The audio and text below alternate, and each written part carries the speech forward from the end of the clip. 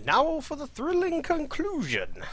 Well, I don't want to rip this deck apart because I do think it's very good. It's just missing some of the tools that would be necessary for competing in the new metagame, the new heavy Jeskai black, heavy green white metagame, and obviously this is all going to get thrown up in the air once the Pro Tour happens this weekend. But I really think that this deck does have a lot to offer. Abbot of Carol Keep specifically seems pretty bad. I would start by cutting those. Valor Stance I think is a little weak. Probably get rid of that. Utterend was surprisingly good. I think maybe you would want a second one main. I did write my article this week on this deck, so if you want to take a look at that, came out yesterday, go do that. Have a lot of changes up in that. Disdainful Stroke should be not a 4 of, and should be probably like a 2, or maybe even a 1 of. Negate's decent, but Dispel is great. Everything else seems pretty on point. I like the second Jeskai Charm just to have a couple more ways to just kill your opponent with burn spells, as well as having another answer for Hangerback Walker and Gideon. But mana base, a little off, I think. All these come to play tap tri-lands seem to fight a lot with the battle lands, and I think you either want to have a bunch of fetches and battle lands or a bunch of tri-lands, and you just got to pick one. If you're going to play like Jeskai Dragons, it might not be that bad to have Mystic Monasteries because you're not really trying to splash another color. But if you're trying to splash black, I definitely think that just having all fetches and duels is significantly better than just having the mana base built in this way. So check out my article. This deck is sweet. We did not win very many matches. We should have lost even the third match that we won with timeout, I think. But the deck's cool. It's definitely my style of deck. I love playing this kind of Magic.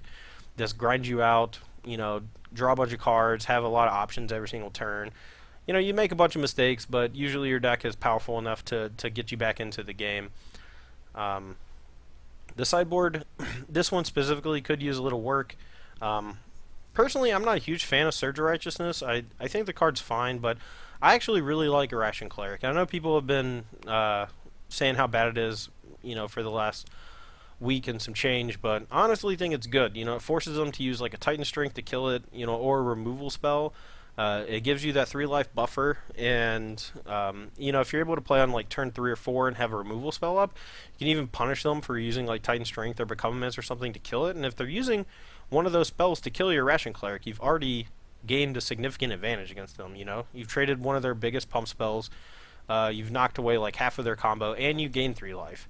It's a great card against stuff like Dragon Fodder. It can survive Radiant Flames if you want it to, and I don't know. I just think it's good. I'm not sure how I feel about the 2 big Wraths on the sideboard. In Hostilities and Planar Outburst both seem okay, I guess. I might want one. I'll definitely don't want both, especially with 3 copies of Radiant Flames. Most decks that you want a Wrath effect against, you're going to want the cheaper version as opposed to the more expensive one. This deck is a little soft to Gideon. I would like a few more ways to interact with it. That's definitely where Jeskai Charm can come in. We may even want something like Scatter to the Winds or something, but double blue is a little difficult with Crackling Doom and stuff like that. So you got to be pretty conscious when you're fetching and stuff to make sure you don't misstep, and you need to build your spell base around the cards as opposed to, or you need to build your spell base around your mana as opposed to the other way around. It's very difficult to have a 4-color deck that supports double colored spells, and as you can see, the only real double colored spell in this deck is Dig Through Time and a couple of sideboard cards. So definitely be conscious of that. Abbot bad, mana base bad, sideboard bad, everything else great. Love it. Anyway, guys, check out my article from yesterday. That's going to be all for me in the Open Series Spotlight on Aaron Barich's Jeskai Black deck. Appreciate y'all watching, and we'll see you soon.